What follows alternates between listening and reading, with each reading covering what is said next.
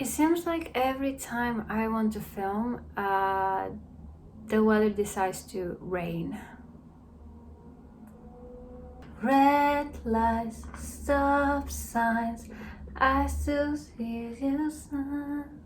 This is the first time in a month that I've actually watched a new show. For the past few months, I've been rewatching The Office and Criminal Minds, not watching any new shows until recently. I also didn't have a Netflix subscription until like 2 days ago because I'm still pissed about the fact that we didn't have a This Is 80 season 2. I'm pretty sure this show was confirmed for a season 2 or something like that. I don't really have an intro besides saying some random stuff that have nothing to do with the video. So I hope you guys subscribe to my channel and follow me on my social media. And I'm gonna begin with the video now. Bridgerton is a story based on I forgot my script. Okay, before I begin, I want to apologize because I probably will mispronounce names. I didn't care that much to learn how to properly say them, so I'm sorry, but I'm not sorry. Just ignore them. Bridgerton is a story based on the world of Regency era London about wealth, betrayal, lost through the eyes of the powerful family of Bridgerton. Bridgerton family. It's the same shit. It mainly follows Daphne Bridgerton in her way to find a husband. It's based on a series of books under the same name by Julia Quinn. I originally wanted to compare the books to the show, but I found out that there's 9 books, so I decided not to. I am currently reading the first one because I have nothing else besides studying and working to do that I decided to read the book. But I haven't finished it yet and I wanted to film the video, so I'll probably finish it before I end editing this video. That's how long it takes me to edit. So I'll probably leave my thoughts about the first book. Okay, so I just finished the book and I have things to say about it, so I'm just gonna go through a little bit. I hated the book. Sorry for the mess in the background. I'm not cleaning it. The reason why I didn't like it is because it's too cliche and it's not my type of book. But I do want to give attention to these things that from the book. So I don't know if you remember that in the show there is a scene, Simon and Daphne, where they're having sex and she literally forces him to come inside of her. I'm gonna read you what I highlighted. This relationship is so toxic and abusive both ways. He shifted recklessly and Daphne felt the strangest, most intoxicating surge of power. He was in her control, she realized. He was asleep. Remember that. He was asleep. And probably still more than a little bit drunk, and she could do whatever she wanted with him. She could have whatever she wanted. Daphne had aroused him in his sleep, taken advantage of him while he was still slightly intoxicated, and held him to her while he put his seat into her, his eyes widened and fixed on hers. How could you? He whispered. Then she says later on, what did I do that was so wrong? You wanted me. You know you wanted. So it's not only the book totally not understanding the severity of it's romanticizing it. And like here she goes. She wasn't ashamed of her actions. She supposed she should be, but she wasn't. She hadn't planned it. She hadn't looked at him while he was sleeping and thought, he's probably still drunk. I can make love to him and capture his seed and he'll never know. She basically raped him. She raped him. I knew I wasn't gonna like it the minute I watched the minute I finished the show. I knew I wasn't gonna like the book. But I gave it a chance anyway, because you never know. I actually stopped reading the book for a little bit, and then I went back because I wanted to actually give my opinion of the book in this video. So that's why. She basically said that he wasn't gonna find out because he was asleep. So she knew she was taking advantage of him. And like the thing is, oh my god. Other thing that I wanted to say that I totally forgot about when I made the video, to go a little bit more in depth with Simon and Daphne, because I literally just said that Daphne is an attention seeker and that he is a boy with daddy issues. But the issue goes deeper than that. They're both abusive, mostly on his side, and also reading the book, there's many parts where he's like, I own her, I have the right to her, she's mine, and all in a very possessive, abusive, toxic tone. This reminded me of the Selection series. The thing with the Selection series is that Maxon was actually really likable, so he was worth the reading. But oh my god, I gave it a 1 star in Goodreads because this book is just not it. And the show did such a good job to not portray the horrible, problematic book. Like, I want to read the rest of the books just so I can make a video about it, because I know they're all just as problematic as the first one. But do I really want to put myself through pain for 9 books? I don't think I want to do that. So yeah, that's my book review. I hope you guys enjoyed. The plot is basically your typical cliche royal type of show. The only difference is that Daphne is not the heir of the throne, but it's just the same thing as every royal show. Trying to find a husband, trying to find a wife.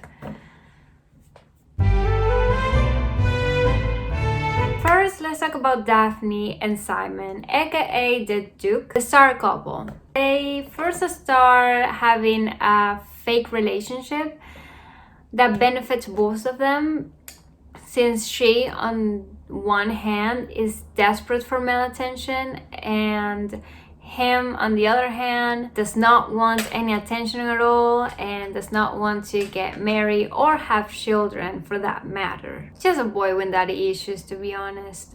They obviously fell in love because those things never worked out. I mean, watch To All the Boys I Loved Before if you don't believe me. They eventually get married because, you know, monarchy. You can't just date, you have to get married right away. They love sex, but she realizes he pulls out, which is not exactly the technique you want to use if you're trying to make babies.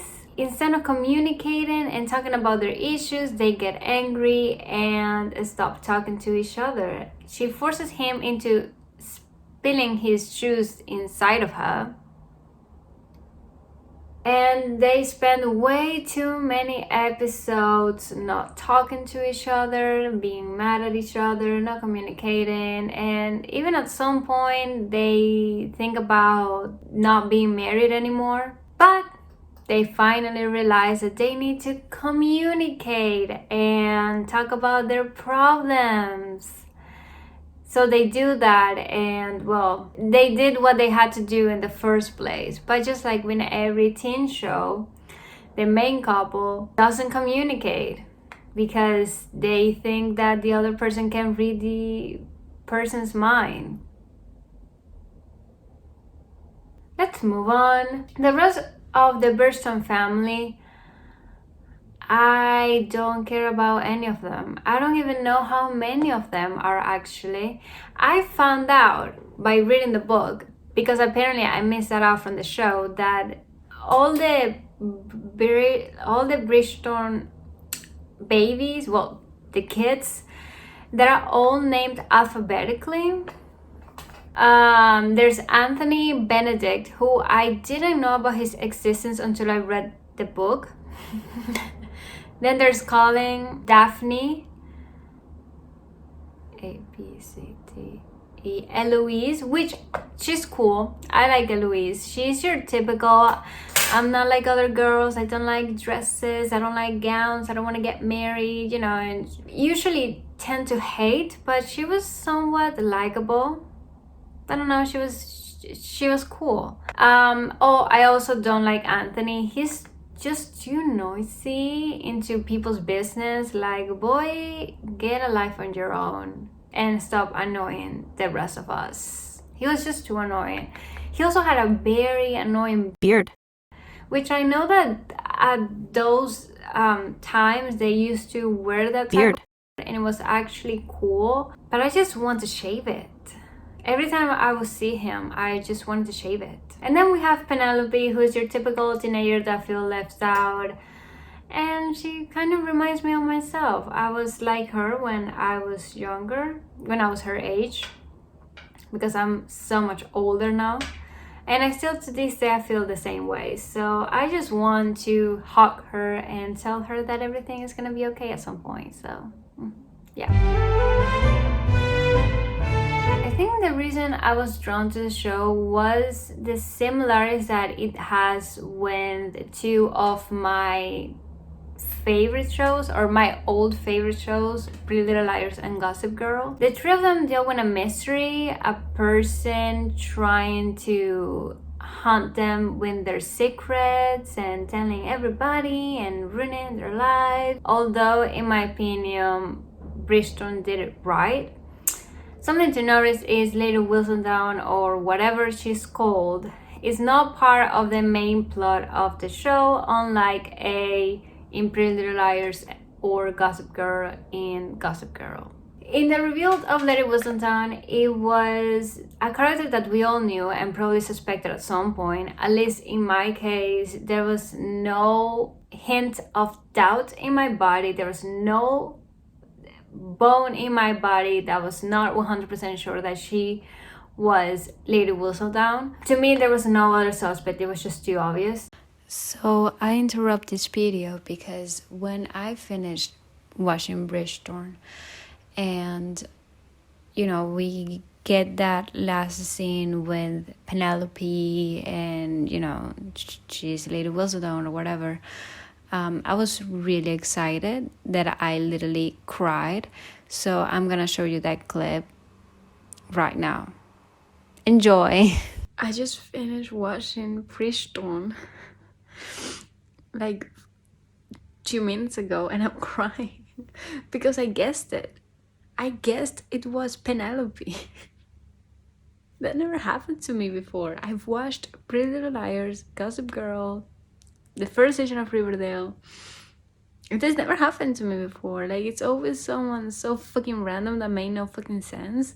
And then this one, like, I'm watching it and it's like, oh yeah, it's obviously Penelope. Like, it's so obvious. And I even thought it was Eloise at some point, but I was like, it has to be Pen. Duh. And then they were like, oh no, it's Madame de la Croix. And I'm like, no, it's not. And like the episode is ending and I'm like, oh, maybe it is her, but that's disappointing. And then it's actually Pen. It's actually Penelope. Oh my, I can't. I'm crying out of happiness.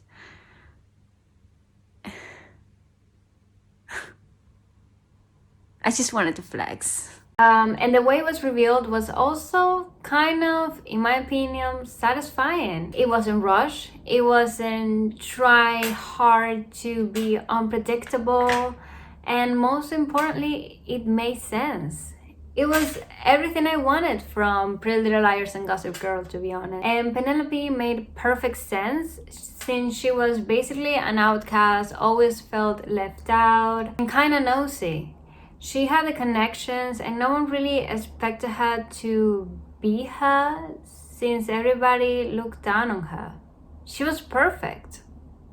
I mean, yeah, sure, the show is not mainly about Lady Whistledown. She's actually, in fact, not the main plot. She's just like an addition to the show to make it more interesting, but that was the reason why I like it personally, and the reason why I was drawn into, because I just like those type of I'm gonna ruin your life and trying to figure out who it is. I like puzzles.